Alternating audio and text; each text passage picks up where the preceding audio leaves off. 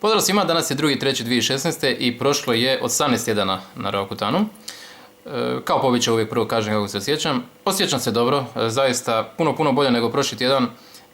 Bolovi u kičmi su tu, ali su puno blaži i koncentracija mi je puno bolja.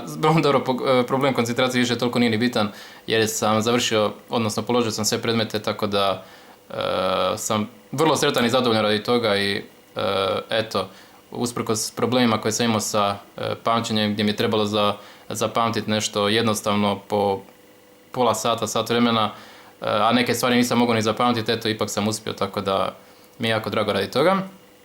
Eto, još uvijek su problem sa usnicama i suhoćom lica tu, ali dobro, eto, to je normalno. Ajmo sad zoomirat. Evo, lijeva strana je glatka. Eto, tu su problemi sa... crvene flekice su tu još uvijek, ali čini mi se ko da blijede polako, valjda će i nestati uskoro. Desna strana je eto slična ljevoj.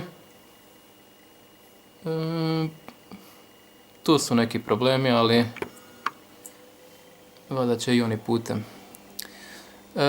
Čelo je ok, nos je bolje i brada isto bolje, nisu više toliko crvenkasti.